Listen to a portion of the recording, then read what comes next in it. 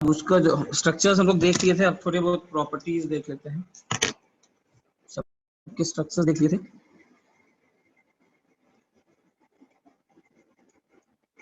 लिखो थायोसल्फ्यूरिक एसिड। कुछ चीजें जानना है बस सबके बारे में। स्ट्रक्चर पे ज्यादा क्वेश्चंस आते हैं, ठीक है, स्ट्रक्चर्स पे ज्यादा आते हैं। हल्का सा 2-3 रिएक्शन हर में है, देख लो। तो स्ट्रक्चर पे कैसे क्वेश्चन आते हैं? वही कितने एसएस बॉन्ड्स हैं, ऑक्सीडेशन स्टेट है, यही सब। अच्छा, p5d5 बॉन्ड वैसे आता है, मतलब जितना बताएं उतना पर ही आता है, ठीक है। तो H2SO4 P2S5 से रिएक्शन करेंगे तो ये बनता है, एक तो याद रखना, H2S2O3, ठीक है।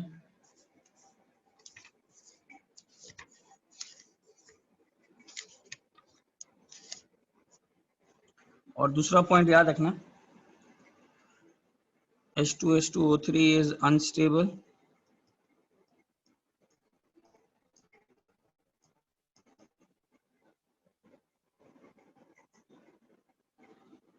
ये तुरंत डिकम्पोज कर जाता है, मतलब ये तुरंत इसमें टूट जाता है, H2SO3+S।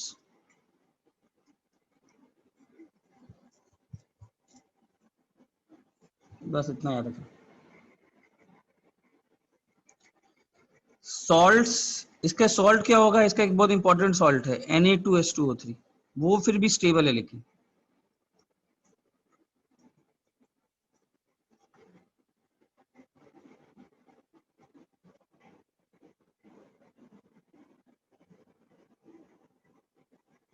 ठीक है। बस इतना ही बात याद रखना, स्ट्रक्चर मालूम ही कर लियो, थोड़ा अनस्टेबल है, ठीक है।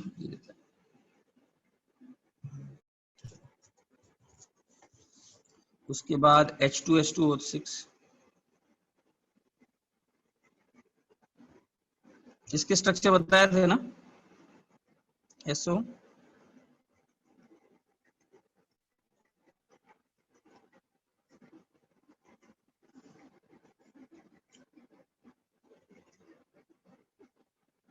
BaS2O6 प्लस H2SO4 डालेंगे तो बनेगा BaSO4 प्लस H2H2O6। H2H2O6 को अगर 50 डिग्री सेंटीग्रेड पर गर्म करोगे तो ये टूट जाएगा H2SO4 प्लस SO2। हो जाए तो बोलना।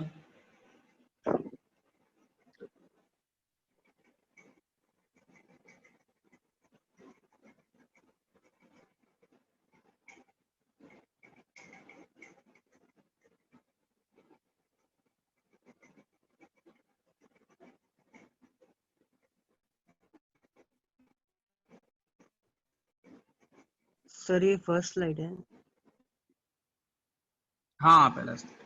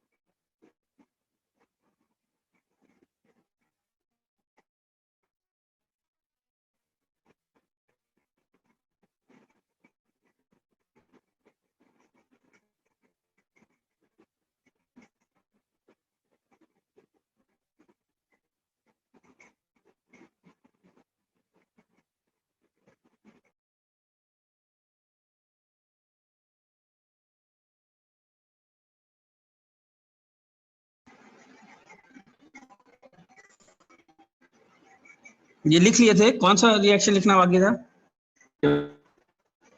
लिख लिए थे सब लोग? सर वो लास्ट वाला रिएक्शन बता देना।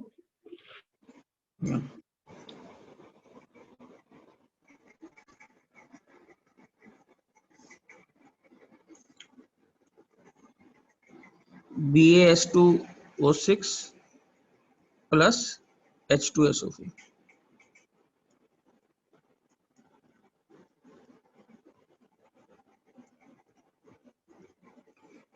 और इसी को 50 डिग्री सेंटीग्रेड पे गर्म करेंगे।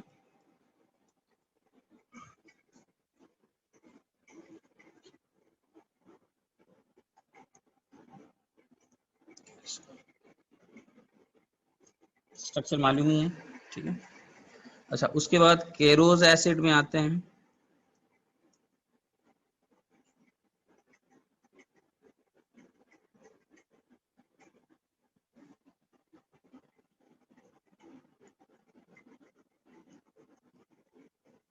H2O2 प्लस ClSO3H, ये H2SO5 बनाता है, ये एक प्रिपरेशन। अच्छा, H2S2O8 का याद आ रहा है? जीआईसी में हम लोग हाइड्रोलिसिस किए थे, ये किसी को याद है?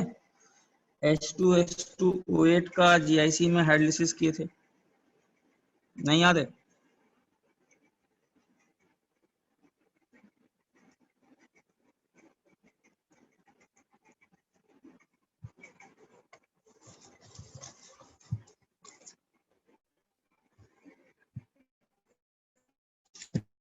पर ये तो आगे जाता है ना, क्या? ये तो आगे जाके 2H2SO4 बनाता है। हाँ, तो ये और जा, वेरी गुड, ये 2H2SO4 बनाता है, ये पार्शियल हाइड्रोलिसिस। याद है, दिस इज पार्शियल हाइड्रोलिसिस, लिख लो पार्शियल हाइड्रोलिसिस। ये देख लेना, ये मैंने वहां कराया था मैकेनिज्म के साथ कि कैसे होता है, लगता है आप लोग में से कुछ लोग भूल गया। और यही H2SO5 अगर एक्सेस में जाता है, अगर आगे चला जाए, तो ये फिर से किस में कन्वर्ट कर देगा?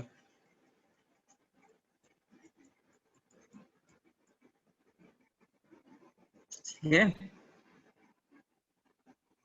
और जीआईसी देख लेना, जहां हाइड्रोलिसिस किए थे वहां मैकेनिज्म के साथ बताया था।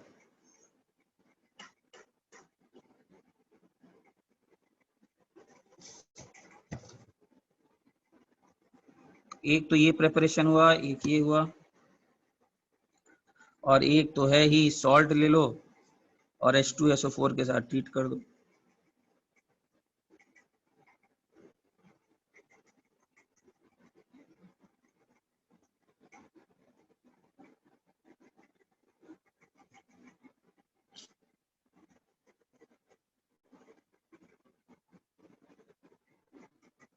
बेसिकली एक्वस लोगे तो थोड़ा यही वापस बन जाएगा।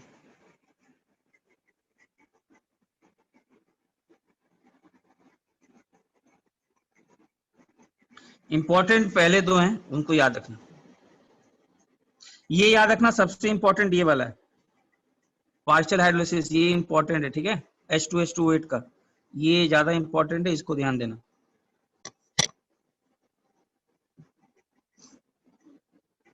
आईआईटी में क्वेश्चन भी आया हुआ है, ठीक है। H2S2O8 के हाइड्रोलिसिस पे क्या क्या प्रोडक्ट्स बनेंगे? तो H2O2 बनेगा, H2SO5 भी बनेगा, H2SO4 भी बनेगा।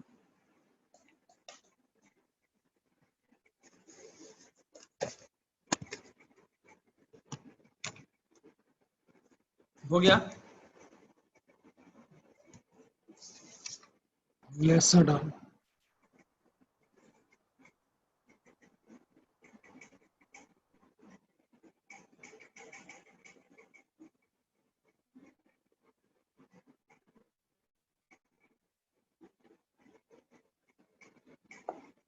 आगे बढ़ रहा हूं।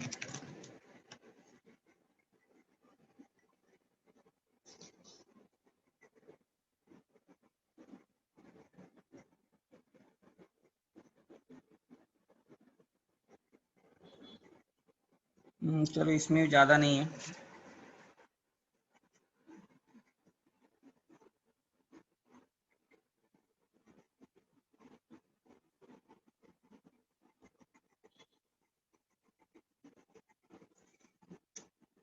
चलो इस पर आओ।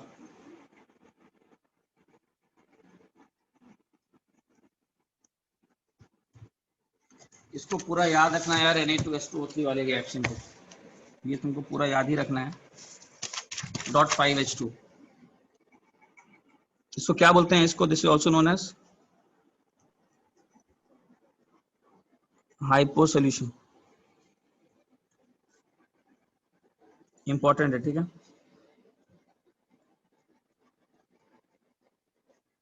प्रिपरेशन,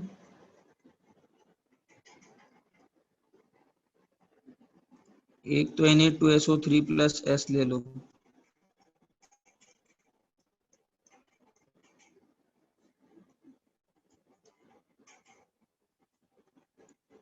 दूसरा ये भी पहले कर चुके हैं NaOH प्लस S। ये याद आ रहा है क्या क्या बनता था? ये Na2S बनता था प्लस Na2S और Na2SO, Na2SO3। Na2H2O3 plus H2। ऐसा इंपॉर्टेंट रिएक्शन है, ठीक है, पहले कर चुके हैं, NaOH वाले चैप्टर में किए हैं। ये 3 प्रिपरेशन है, ये याद ही रख लेना पूरा। Na2H2O3 याद ही रख लेना पूरा, इंपॉर्टेंट मार्क कर दिया, आप याद ही रखिएगा पूरा,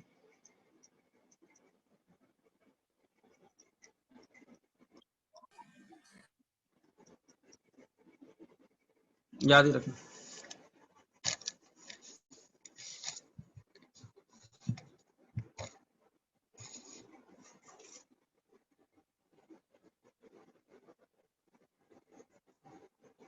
ठीक है, और कोई प्रिपरेशन? हाँ अच्छा, इस रिएक्शन का नाम है springs reaction.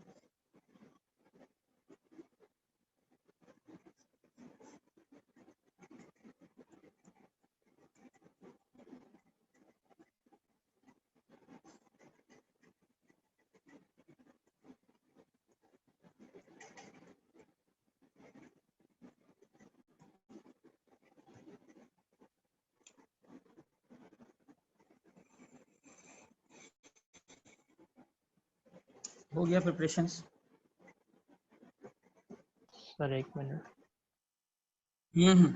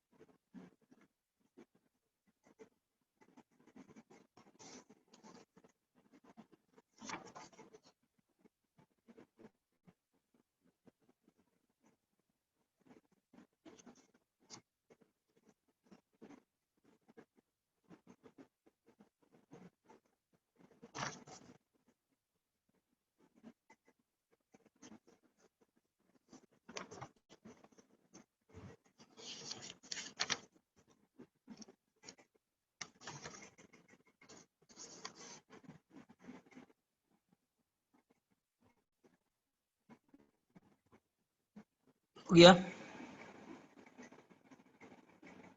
Yes sir done.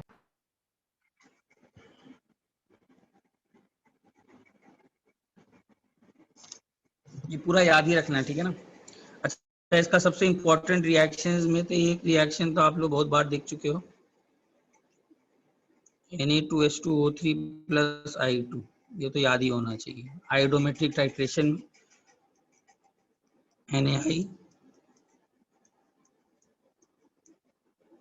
Na2S4 ये पहला रिएक्शन, ठीक है, बहुत इंपॉर्टेंट रिएक्शन है।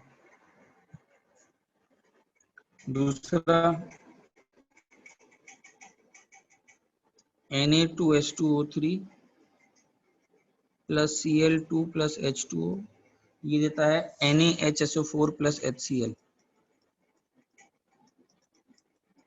ये करता क्या है, रिमूव्स क्लोरीन।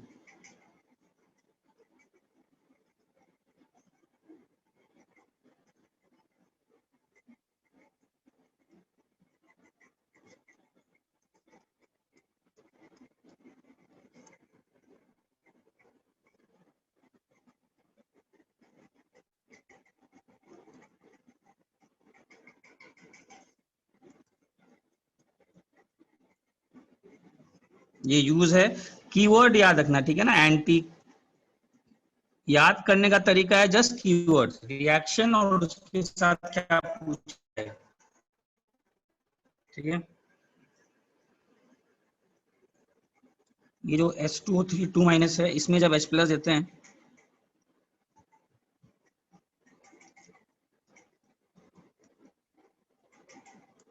और ये वाइट टर्बिडिटी होता है,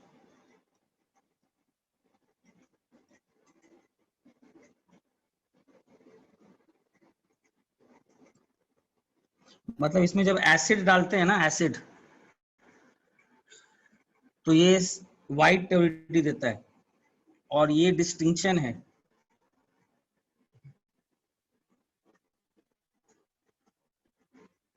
ये शॉर्ट एनालिसिस में करेंगे ही, या लिख लो एक part, this is distinction between H2O3 2- and SO3 2-।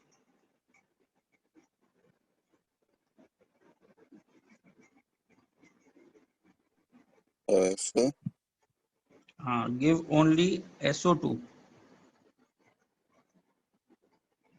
Sir हाँ बोलो। सर आपने नोन एज क्या लिखा है sir?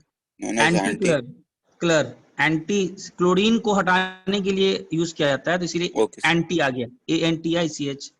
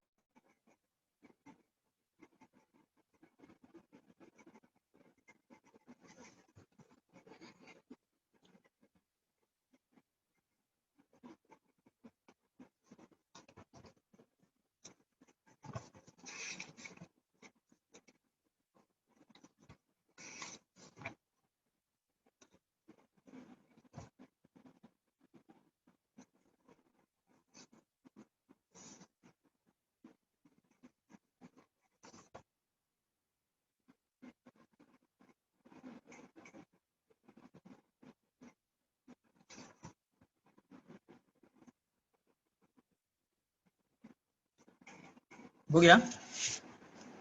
Just a second sir.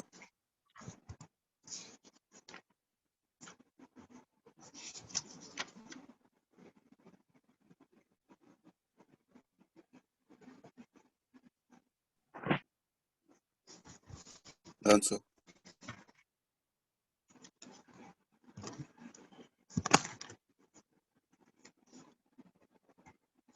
अच्छा, next reaction with silver salts.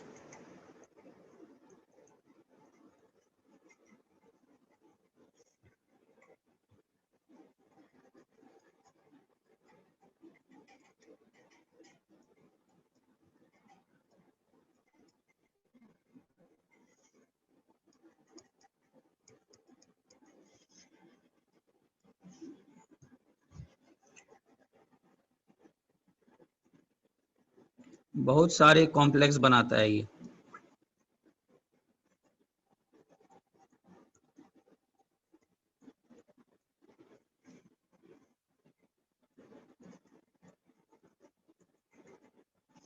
और ये Ag2H2O3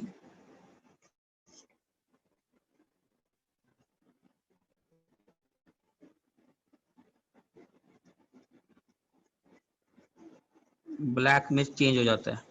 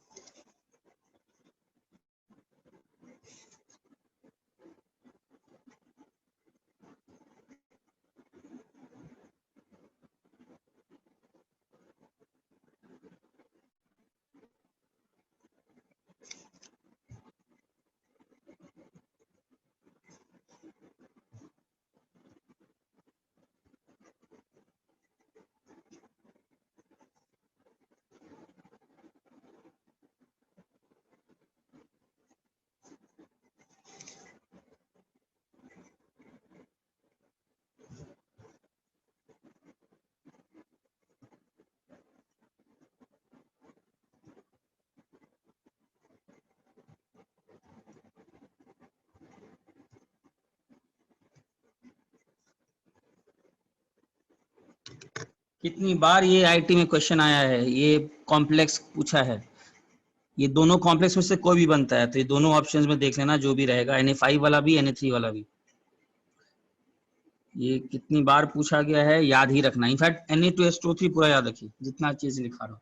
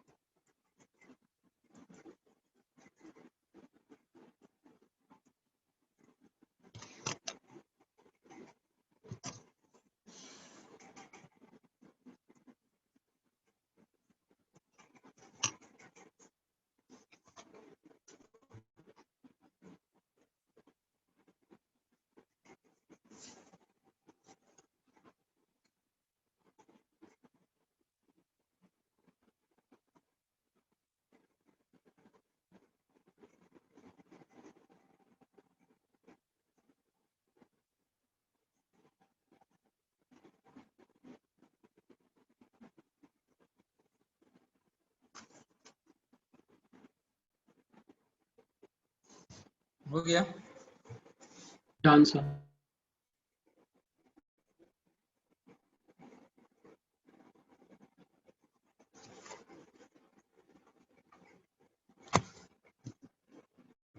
हटा रहा हूँ, ठीक है।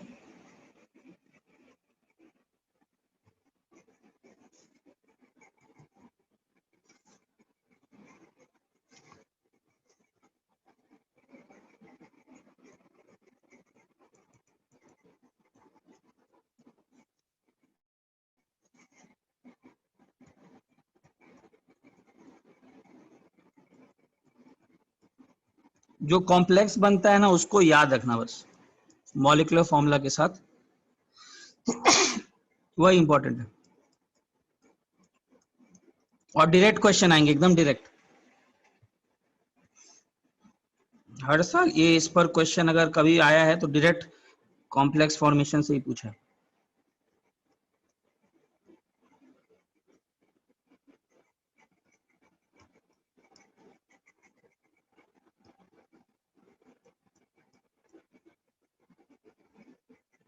सर वो सेकंड वाला रिएक्शन में लेफ्ट में CuS2O3 होगा क्या वो? हाँ, वो पहले CuS2O3 बनता है, बाद में वही Cu2S2O3 बनाता है।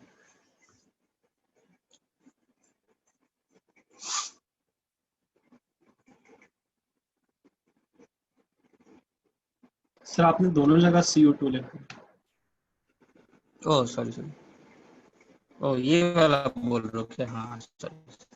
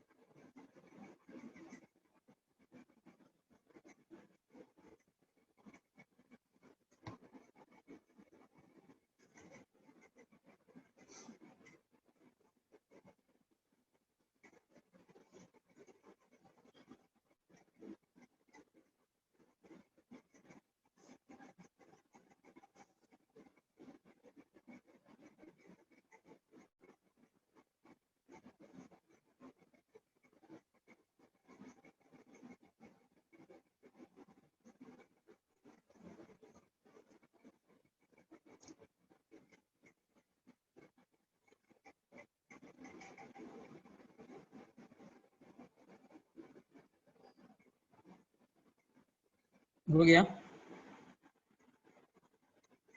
Yes sir. हर चीज में इंपॉर्टेंट क्या है देखोगे, कॉम्प्लेक्स तो ठीक है, Cu2H2O3 का पहले प्रेसिपिटेट बना, कॉम्प्लेक्स का फॉर्मूला याद रखना बस, ये हर केस में। अगर क्वेश्चन पूछेगा तो compound on reaction with Na2H2O3 forms a precipitate which on further reaction gives a soluble complex, what is the formula of the soluble complex, ये पूछता है हर केस में, अगर कोई सॉल्युबल कॉम्प्लेक्स बना रहा है तो। आगे बढ़ रहा हूँ। सर आप एक बार रिपीट कर सकते हो आपने जो बोला अभी?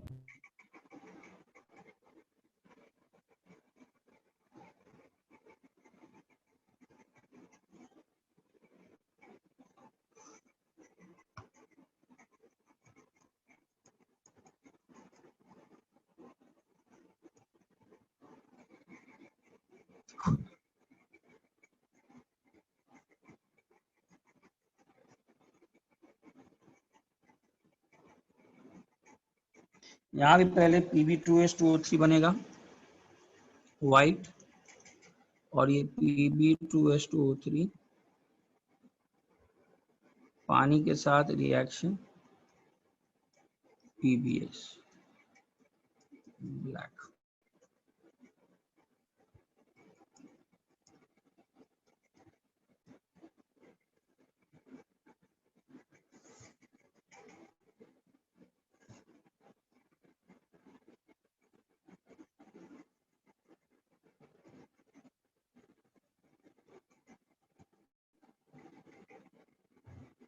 सो वो Pb2H2O3 है।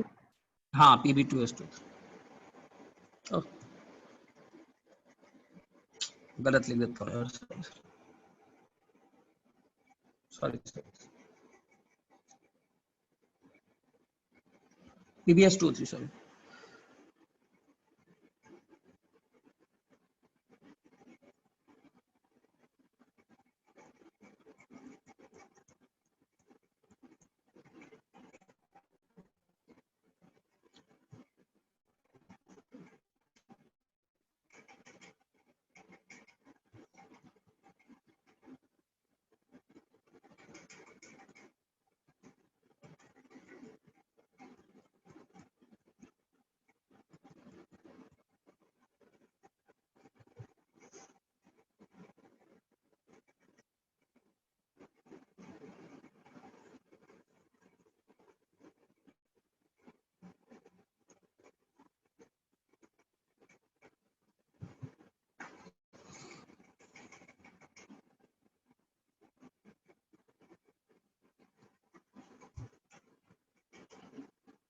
एक और रिएक्शन यहाँ लिखी लो I3 माइनस के साथ।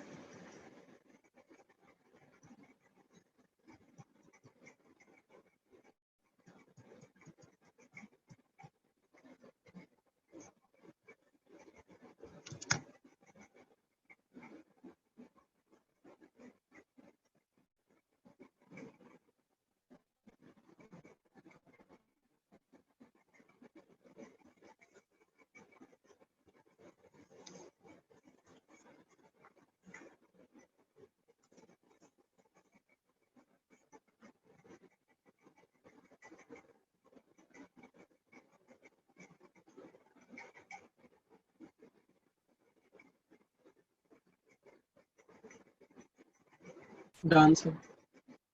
सर एक मिनट। रुका हुआ।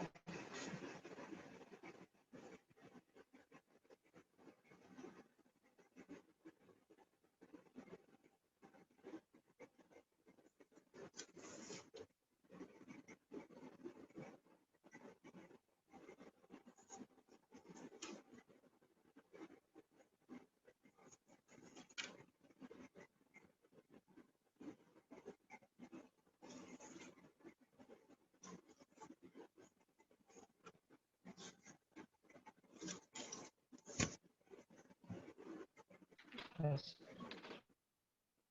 हो गया।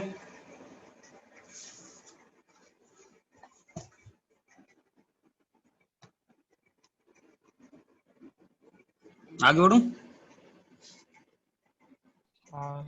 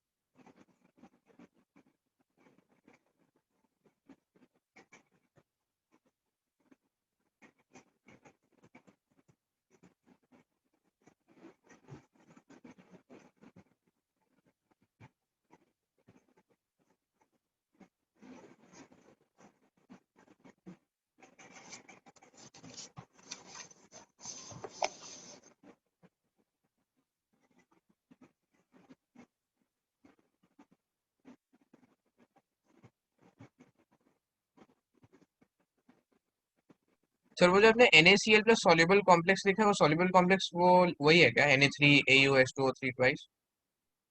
हाँ ये लो।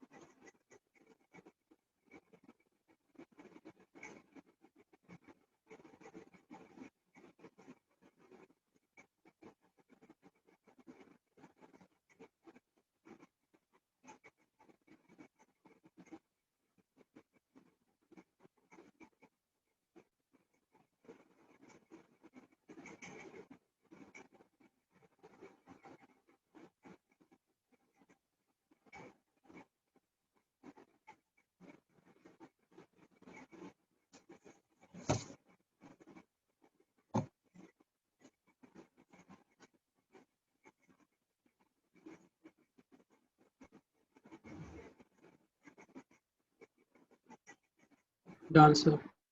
हो गया?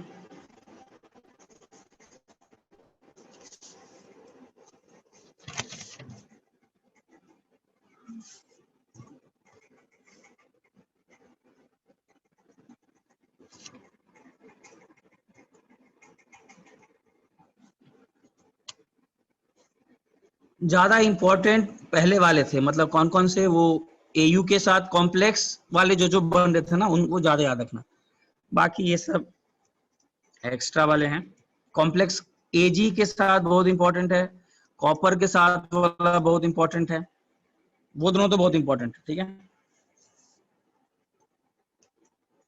फोटोग्राफी में जो रिएक्शन यूज होता है वो वाला याद रखना। बाकी ये सब अलग से कर लो।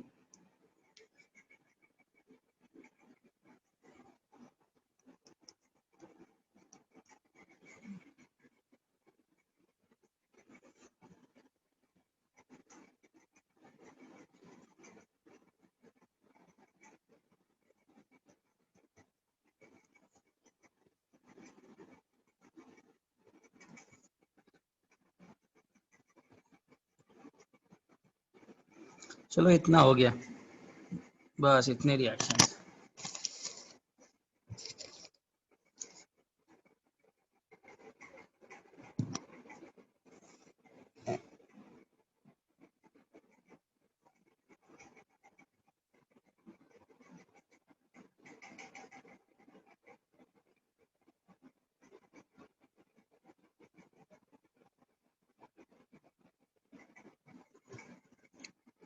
एक बस लिख लो नाइट्राइड्स ऑफ सल्फर में एक,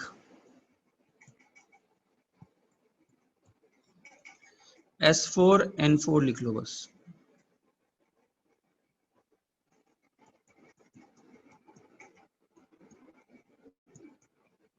tetra sulphur tetra nitride.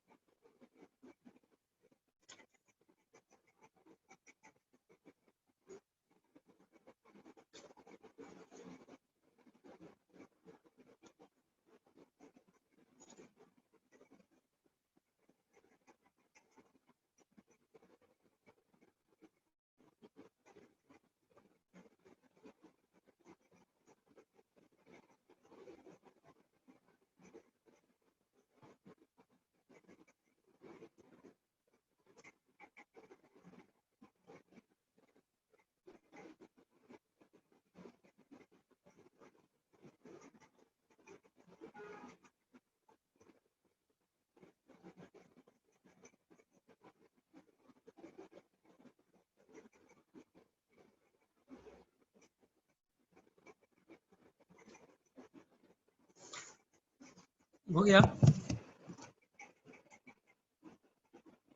Yes sir. S4N4 अगर एकदम पता है, एकदम जैसा पेपर चल रहा है टफ, तभी है सेट करने लायक, अदरवाइज जस्ट जान लो।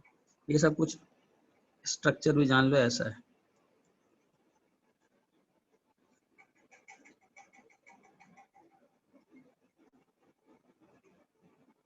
बस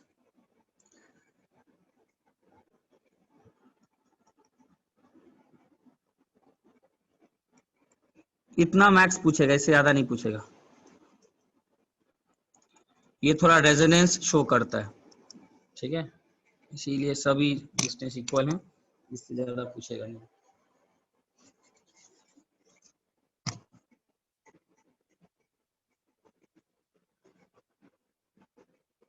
अच्छा, SO2Cl2 तो मालूम ही है, क्या बोलते हैं इसको? Sulphuryl chloride.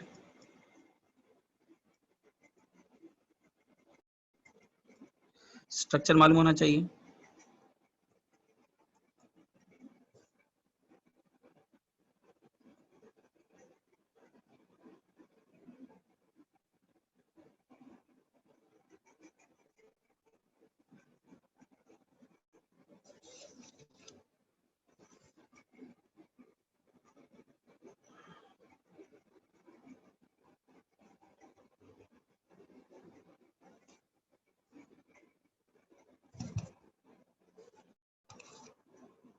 अच्छा हाँ, एक और चीज, ये लिक्विड SO2 जो है ना, that is also self ionization से ये बनता है। ये अभी याद आया, हम लोग के बुकलेट में क्वेश्चन है, सेल्फ आयनाइजेशन से ये बनता है SO2 प्लस एंड SO3 2-, इसको याद रखना। खैर अभी ये साइंटिस्ट लोग इसको नहीं मानते हैं, बट पहले माना गया था, तो इस पर क्वेश्चन आता है।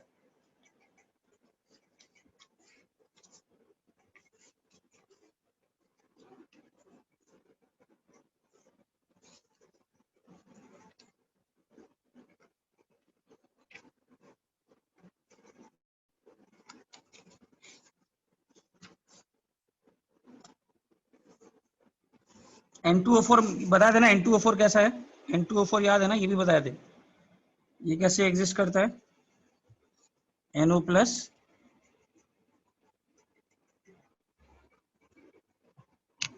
दो याद रखो।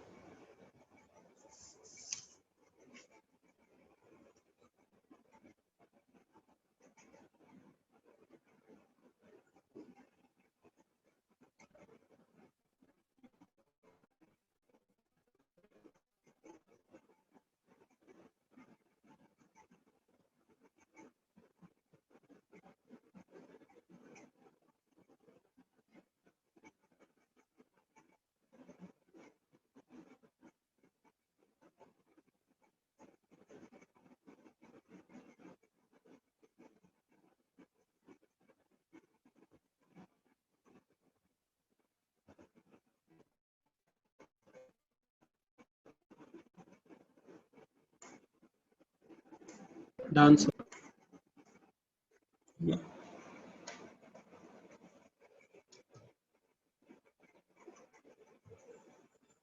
हटा दूं?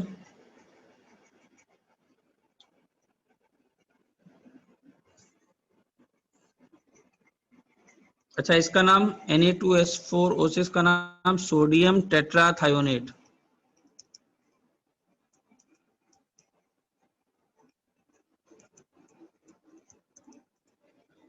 स्ट्रक्चर मालूम है इसका?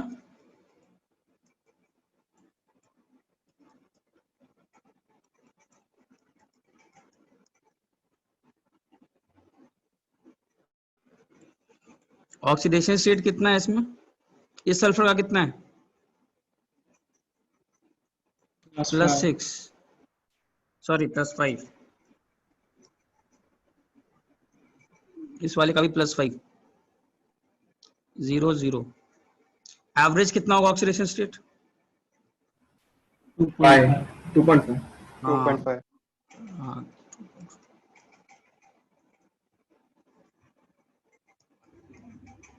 तो ये भी क्वेश्चन आता है, इंडिविजुअल पूछा जाए तो, ठीक है।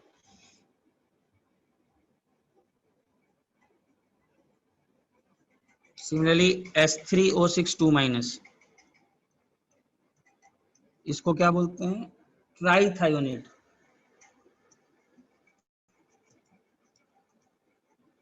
सब कुछ सेम है, बस एक ये हटा देना है। बनता कैसे है? H2O2 डाल दो।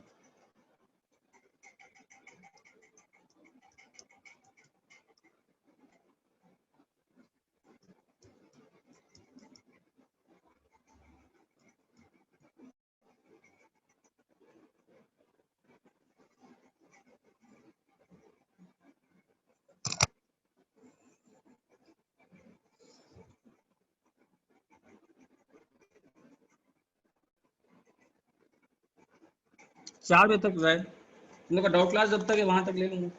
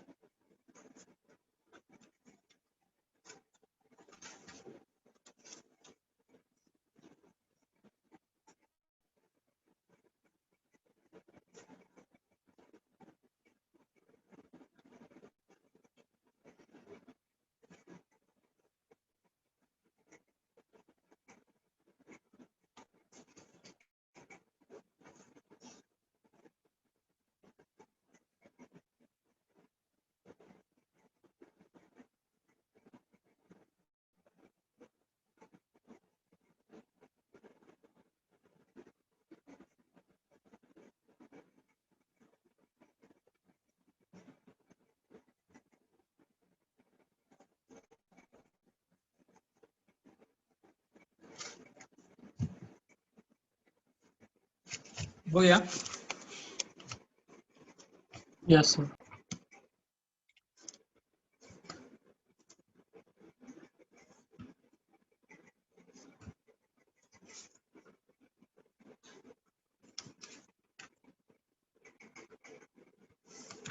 देखने तो मेरे हिसाब से तो पूरा खत्म है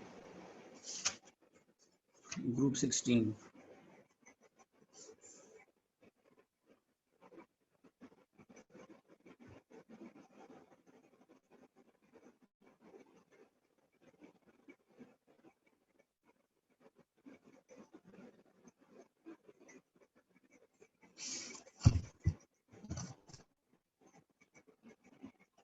अच्छा एक लिख ही लो यार, इस पर भी आ ही जाता है, लिख लो इसको लास्ट।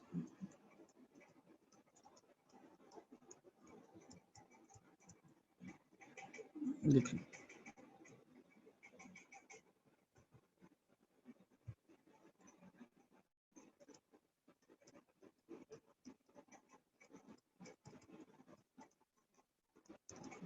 जब ऑर्डिनरी सल्फर को हीट करते हैं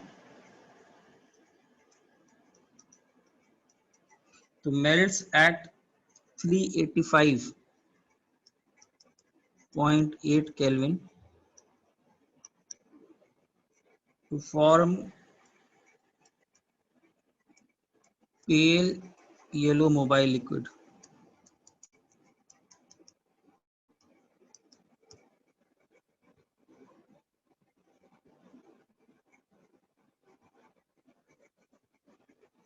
और एक बहुत अलग सा चीज है ऑन फर्दर हीटिंग, यही थोड़ा अलग है इसीलिए पूछा जाता है। फर्दर हीटिंग में the pale yellow mobile liquid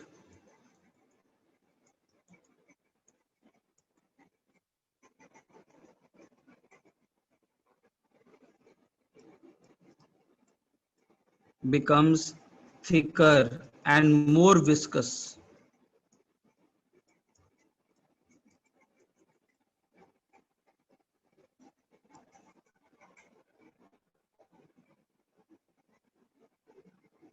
जबकि होता क्या है, एक्चुअली में हीट करने से और ज्यादा वो मोबाइल होना चाहिए और ज्यादा अच्छे से फ्लो करना चाहिए, बट ये उल्टा होता है।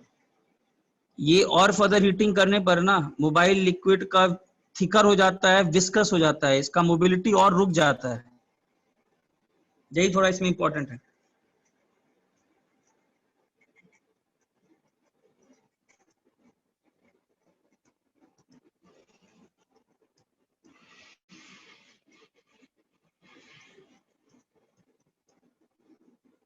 कलर भी चेंज होता है, पेल येलो से थोड़ा डार्क ब्राउन की तरफ जाते रहता है। तो इसको जब गर्म करते हैं तो मोबाइल लिक्विड बनता है। इंपॉर्टेंट बात क्या है, मोबाइल लिक्विड को जब और गर्म करते हैं तो और थिक हो जाता है, जबकि उसको और फैलना चाहिए और वो आराम से उसकी मोबिलिटी बढ़नी चाहिए, बट यही नहीं होता है। तो बहुत अजीब सा चीज सब है, इसको याद ही रख लेना। और जब हीट करते हैं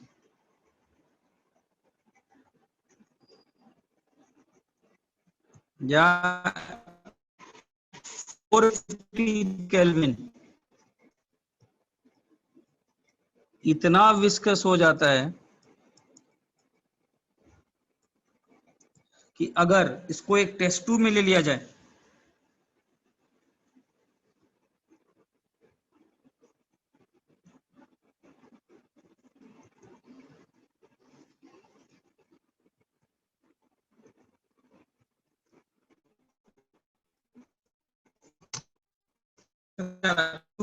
नीचे नहीं गिरेगा।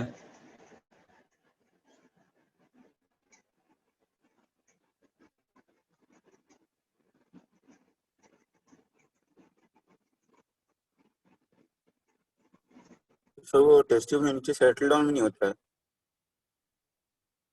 नहीं नहीं, ऐसे बोल रहा हूँ, टेस्ट ट्यूब अगर ऐसे है ना हाँ, तो वो आपने इतना बोला विस्कस है इन्वर्टेड कि हो नीचे जाएगा नहीं तो। गिरेगा, ग्रेविटी भी। तो हाँ लाइक जो सर आप उसको डाल रहे थे पूरा। तब, फिर तब वो नीचे कैसे आया? तो वो नीचे तक कैसे आ गया सेटल होने? बस जब डाल, अरे नॉर्मली तुम सल्फर को लो, उसको जब गर्म करो पहले, तो पहले मोबाइल अच्छा। लिक्विड बनेगा उसमें, है ना। पहले तो सॉलिड होता है वो, पील येलो सॉलिड रोम्बिक सल्फर, गर्म करना स्टार्ट किए तो मोबाइल लिक्विड में कन्वर्ट हुआ। वहां तक कोई गड़बड़ी नहीं। तुमसे क्वेश्चन कैसे पूछेगा, इसमें से कुछ लाइंस पूछेगा, जैसे पूछेगा on heating does the mobility या viscosity increase और डिक्रीज।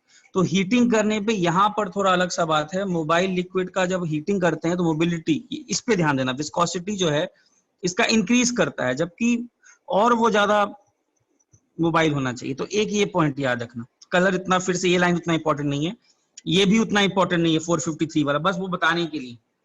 इसमें जो जो इंपॉर्टेंट बता का इफेक्ट कैसा होता है उस पर वो थ्योरेटिकल प्रॉब्लम्स पूछ देगा, क्योंकि थोड़ा अलग है।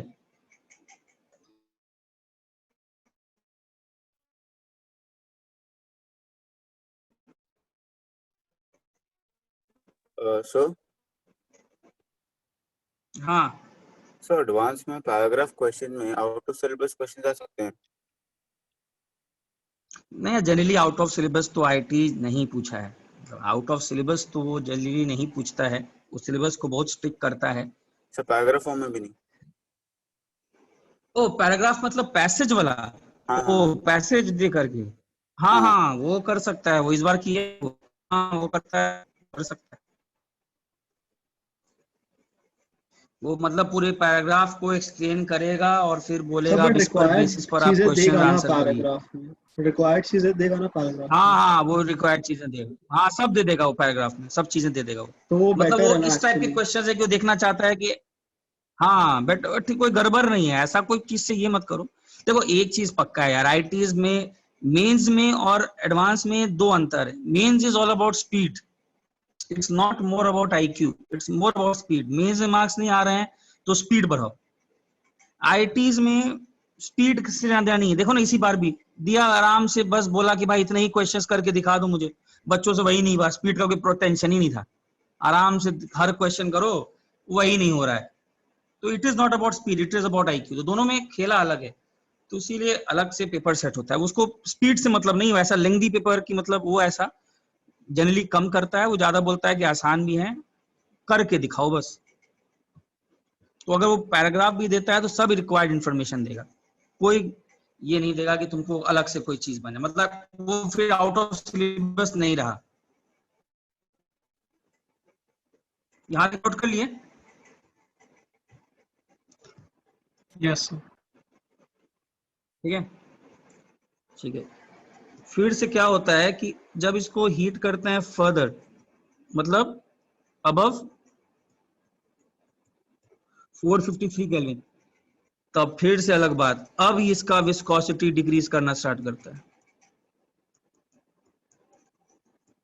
विस्कस समझते हो ना?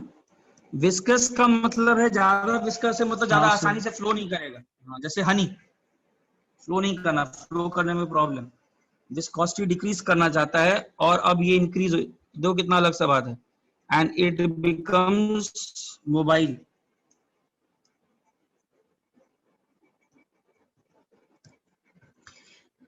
तो 453 केल्विन तक तो इतना ज्यादा हो जाता है विस्कोसिटी। पहले तो मोबाइल लिक्विड बना, मतलब पहले तो सॉलिड था, गर्म किए तो एक येलो लिक्विड है, मोबाइल मोबिलिटी शो कर रहा है, वो तो रेफरेंस है। वहां से आगे किए तो मोबिलिटी घट गया, इनफैक्ट विस्कोसिटी बढ़ा।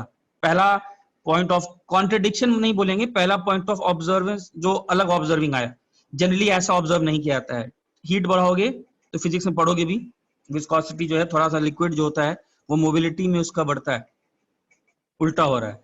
लेकिन 453 तक इतना ज्यादा हो जाता है कि गिरता भी नहीं है, लेकिन उसके आगे फिर डिक्रीज करना स्टार्ट कर जाता है और मोबाइल हो जाता है, और 718 केल्विन तक आते आते एकदम फ्लोस फ्रीली, एकदम बहुत ज्यादा मोबिलिटी हो जाता है। इनफैक्ट अबव दिस, अब इतना गर्म कर दिए हो, starts boiling,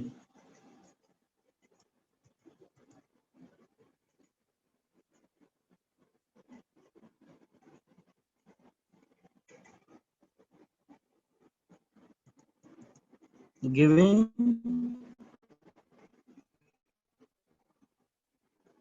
vapors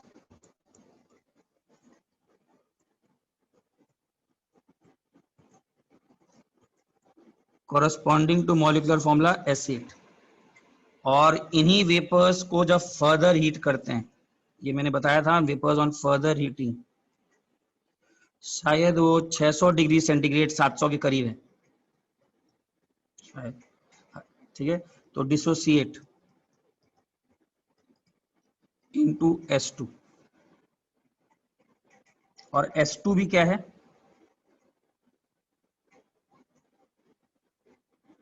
S2 is paramagnetic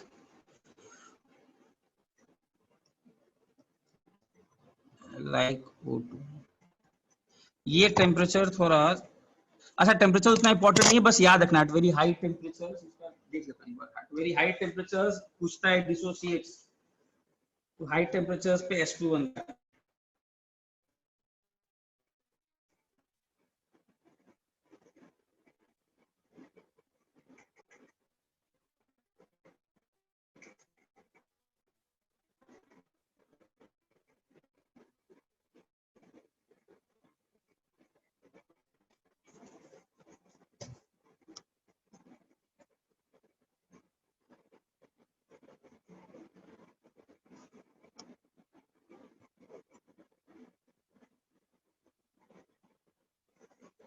पहले वेपर लोअर टेम्परेचर्स पे कौन सा वेपर है, S8, और 600 1000 डिग्री सेंटीग्रेड 2000 तो ऑब्वियस बात है, तो S2 बन जाता है, S2 पैरामैग्नेटिक है।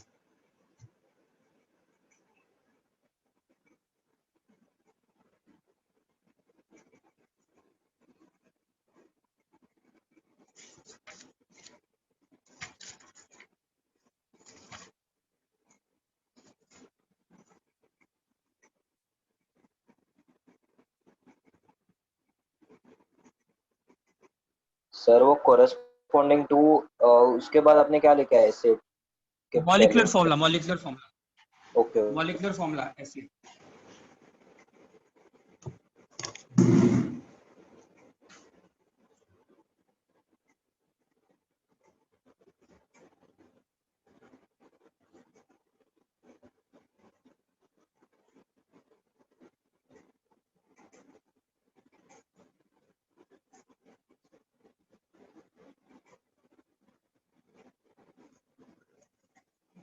हो गया? यस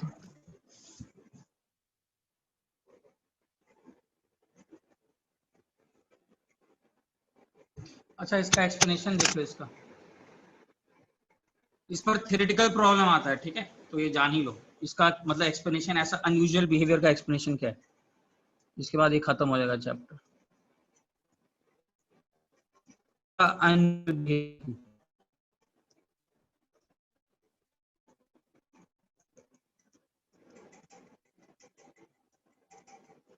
अच्छा, पहले तो ऑर्डिनरी सल्फर को हम लोग पूरा नहीं लिखने का, ऑर्डिनरी सल्फर जो होता है वो हम लोग पहले कर चुके हैं, जो normal ordinary sulphur room temperature पे होता है, वो वहां से हम लोग स्टार्ट किए। तो ये क्या दिस कंसिस्ट ऑफ, ये हम लोग किए थे पकड़ क्राउन शेप,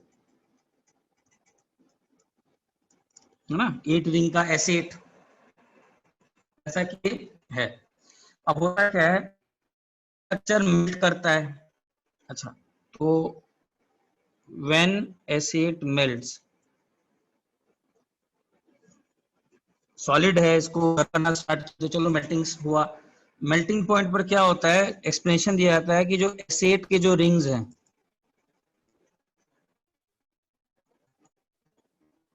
एक दूसरे के ऊपर स्लिप एंड रोल करना स्टार्ट करते हैं।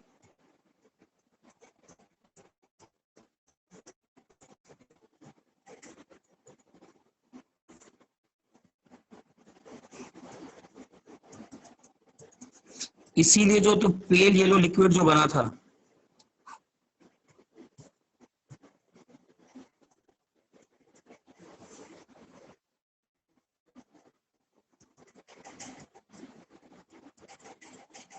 मतलब जस्ट मेल्टिंग पॉइंट कितना था 380, कुछ कितना केल्विन था, 380 केल्विन था कुछ, ठीक है। इस मोबाइल लिक्विड बना एंड फ्लो इजीली। प्रॉब्लम इसके बाद है कि इसके बाद क्या एक्सप्लेनेशन है कि ये इसकी मोबिलिटी जो है वो घट गई। अब यहां पर एक्सप्लेनेशन ये है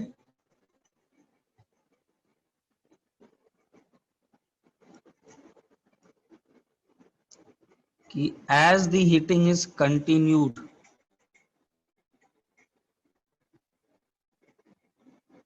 ये जो एसेट के जो रिंग्स है ना वो टूट जाते हैं।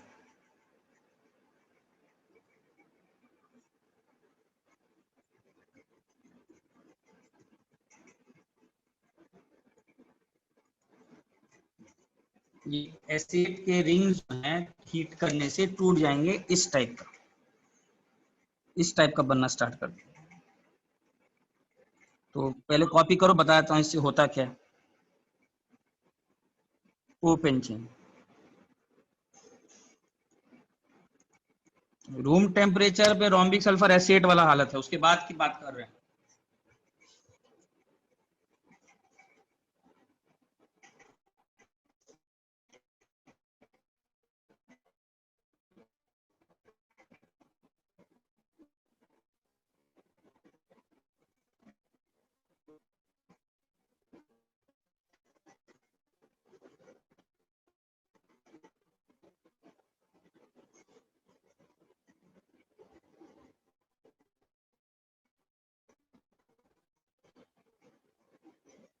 नोट कर लिया? Yes sir. एक मिनट सर।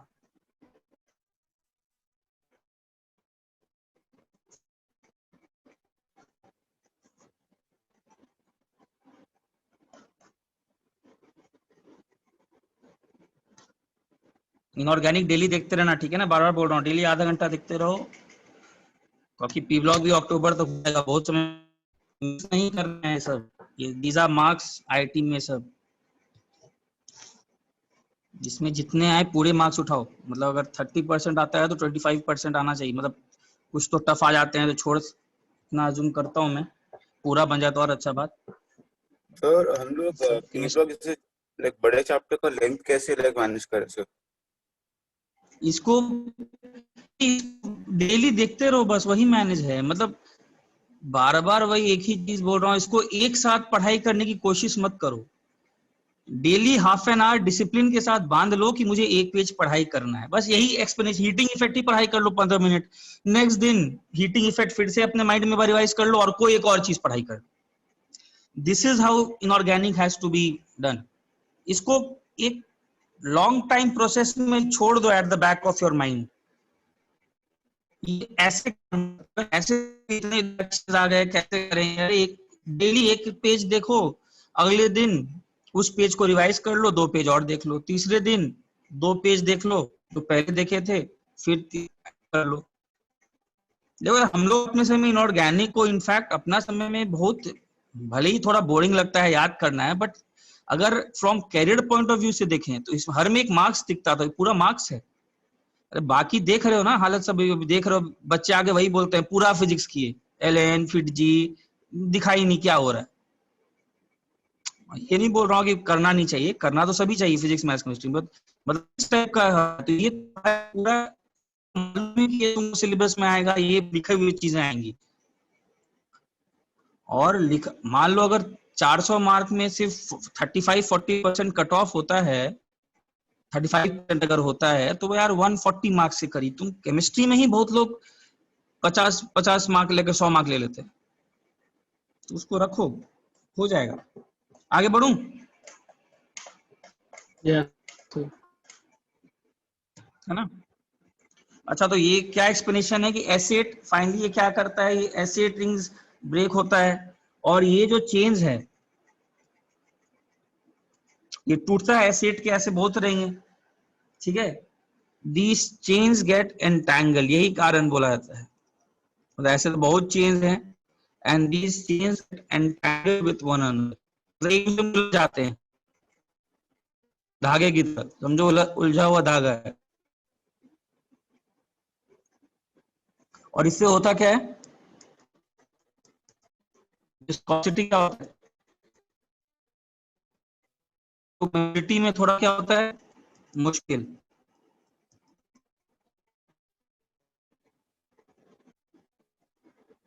यही कारण है। तो पहले तो लेयर्स के ऊपर थोड़ा सा स्लिप करना स्टार्ट किए तो मोबाइल लिक्विड बना, उसके बाद ये टूट जाते हैं। टूटने से लॉन्ग चेन्स आपस में ही, बहुत सारे लेयर होंगे, बहुत सारे एसिड के अलग अलग यूनिट्स होंगे, सब टूट गए तो आपस में उलझ गए। उलझने से इनकी विस्कोसिटी बढ़ जाती है। और इसके बाद वापस विस्कोसिटी क्या होता है? सर आपकी वॉइस क्लियर नहीं आ रही सर। हाँ, ये बोल रहा हूँ, अभी क्लियर है, यहाँ तक क्लियर है। बोल रहा हूँ फर्दर हिट, पहले एसिड के रिंग एक दूसरे में स्लिप किए तो थोड़ा मोबाइल लिक्विड बना, फर्दर हीटिंग पर ये टूट गए तो एक दूसरे से एंटैंगल्ड हो गए। एंटैंगल्ड हो गया तो मोबिलिटी थोड़ा कम हो गया, विस्कोसिटी बढ़।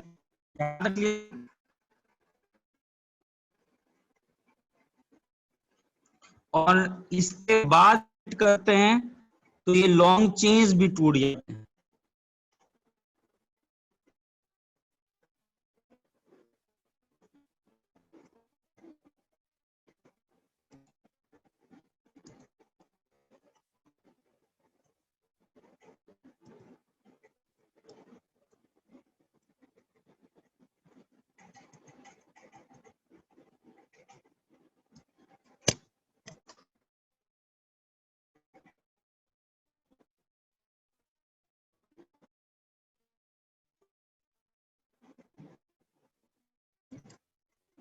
ठीक है,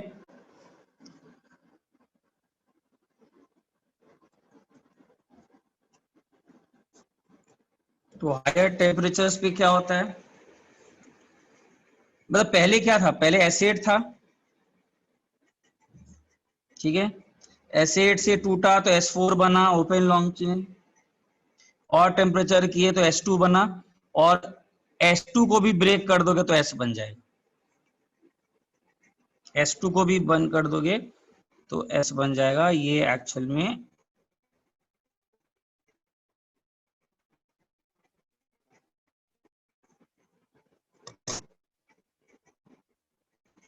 S बनता है इस केल्विन पर 2000 डिग्री सेंटीग्रेड पर 226।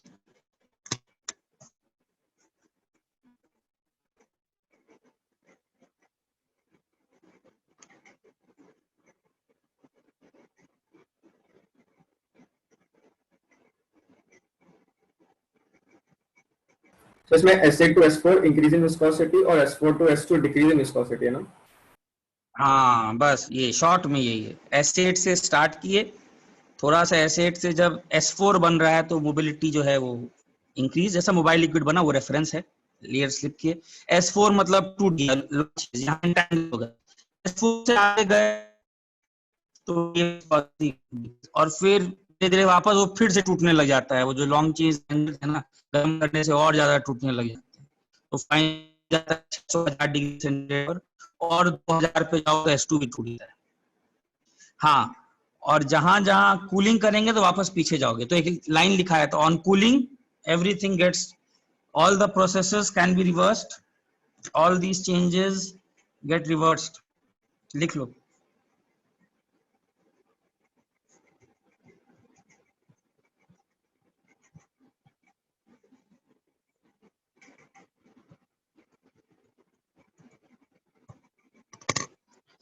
all changes get reversed on cooling. जितने सारे हैं सब. तो इन शॉर्ट कीवर्ड याद रखना कि क्या हो रहा है. कीवर्ड्स पर ही क्वेश्चन आएगा. पूरा कहानी तो लिखा दिया बट एक्चुअली में कीवर्ड्स याद रखो. S8 से स्टार्ट किए, S4 मतलब ओपन, आप फिर उनको जब तोड़ा गया S2 भी O2 की तरह पैरामैग्नेटिक है.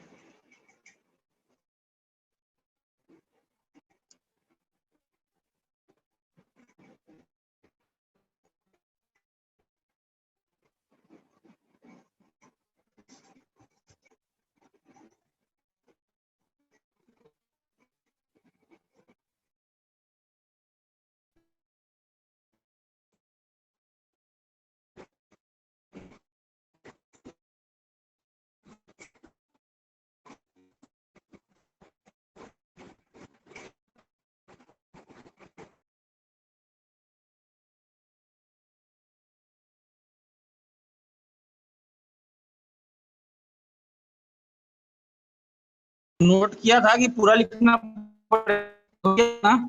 हाँ सर, लिख लिख लिया लिया। था। तो टेम्परेचर वाला पॉइंट लास्ट में लिया था? लिख-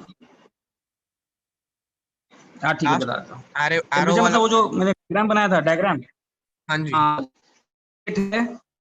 यहाँ किया जनरली S4 ओपन चेन बना, और गर्म किए तो S2 बना और S बना.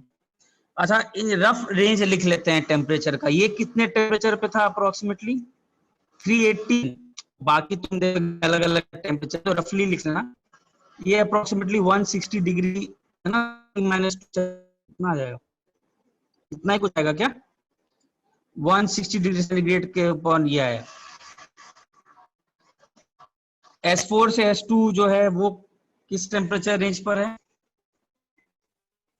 S तो किस में है? 2273 केल्विन पर है. 7 के करीब ये है. S2 600 आता है कभी.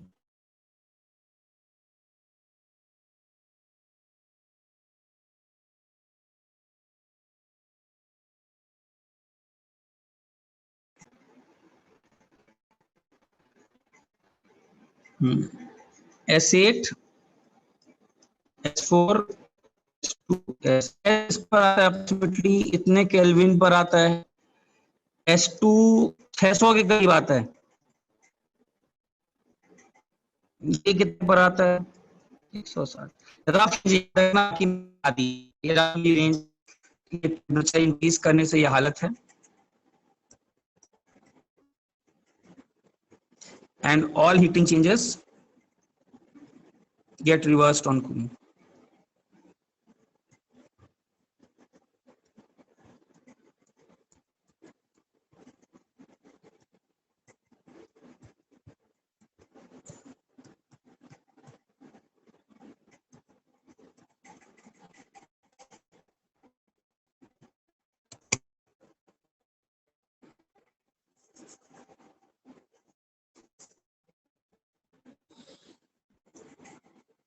अच्छा, ये क्या बोलते हैं, बुकलेट पे पूरा एक्सरसाइज मैंने दिया है.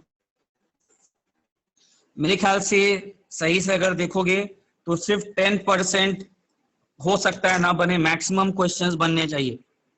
क्योंकि इतना एक्सटेंसिव नोट्स दे रहा हूँ कि वो मैक्सिमम बनेगा ही बनेगा, तो नोट्स के अंदर आ जाएंगे. अच्छा, इसके अलावा कौन सा बुक यूज करते हो बुकलेट के अलावा? बुक इनऑर्गेनिक का तो जल्दी हो जाना चाहिए बुकलेट, तो इसके अलावा कोई बुक यूज कर रहे हो? जेडीली सर. जेडीली सर. जेडीली यार, वो जेडीली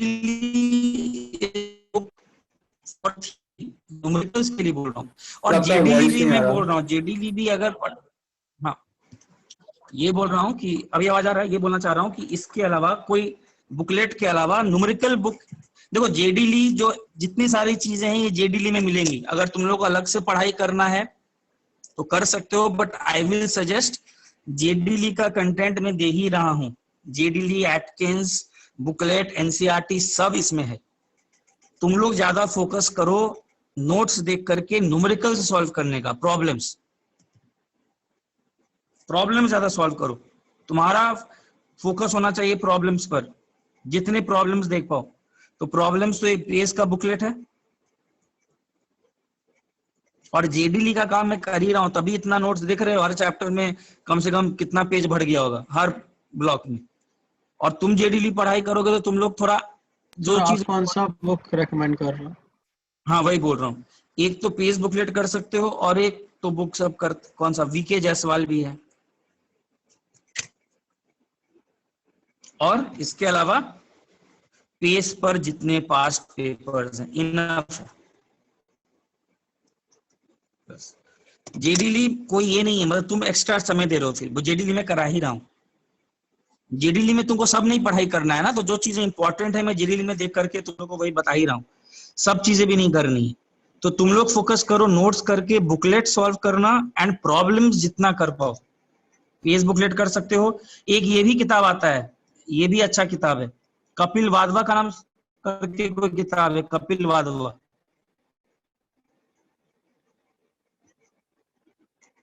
कुछ भी ले सकते हो, वीके जायसवाल ले सकते हो, कपिल वाधवा ले सकते हो, एनीथिंग।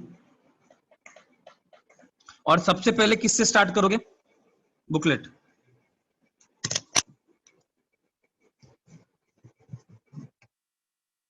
सर बुकलेट तो पूरा सब याद करने के बाद सॉल्व करना है कि नोट्स देख देख के सॉल्व कर ले? देखो ज्यादा बेटर तो होगा कि तुम अगर एक बार पूरा कर लेते हो और फिर बुकलेट करते हो, मतलब याद करके, तो तुम्हारा कॉन्फिडेंस बढ़ेगा। अगर तुम ऐसे करते हो तो क्या बोलते हैं, मतलब तुम बुकलेट देखे, पूरा सॉरी नोट्स याद किए और बुकलेट किए, ये एक तरीका है। लेकिन इसमें प्रॉब्लम क्या है कि अब पूरा याद करने में ही लगा दिए 10-15 दिन, या सेट नहीं हो रहा है 15 दिन, तो एक और काम कर सकते हो, बुकलेट के क्वेश्चन करो, रैंडम बुकलेट उठाओ, मतलब क्लास तो कर ही रहो, ये एक दूसरा तरीका है। बुकलेट के क्वेश्चन उठाओ, मान लो वो तुमको क्वेश्चन ये देखकर मालूम पड़ जाएगा ना, याद तो तुमसे बन जाएगा, कुछ चीजें याद हो जाती हैं क्लास में, बन गया तो बहुत अच्छी बात। जैसे मैं बार बार बोला हूँ, this is blue in colour, this is yellow in colour on standing, को तो कुछ चीजें याद हो गया तो बन गया। नहीं याद हुआ तो क्वेश्चन का आंसर मत देखो, वापस जाओ, ये तो मालूम पड़ गया ना कि ये नाइट्रोजन का चैप्टर में है, तो उस पर्टिकुलर चीज को नोट से पढ़ाई करो। जैसे HNO3 पर कोई क्वेश्चन है तो HNO3 का हेडिंग पे जाओ, HNO3 के नोट्स पढ़ाई करो और वापस करो, ये दूसरा तरीका है। समझा क्या बोला? ये दूसरा तरीका है। या तो तुम एक साथ पूरा करो और आगे बढ़ो, उसमें अगर समय लग रहा है तो कुछ मत करो, बुकलेट के हर एक क्वेश्चन उठाओ, नहीं बन रहा है तो तुरंत आंसर मत देखो, go back to your notes, इतना तो मालूम ही पड़ जाएगा क्वेश्चन देकर के इसका इंफॉर्मेशन कहाँ मिलना चाहिए, उसको देखो, उसके बारे में एक बार ये काम कर लो। ऐसे भी कर सकते हो, जो तुमको मन हो।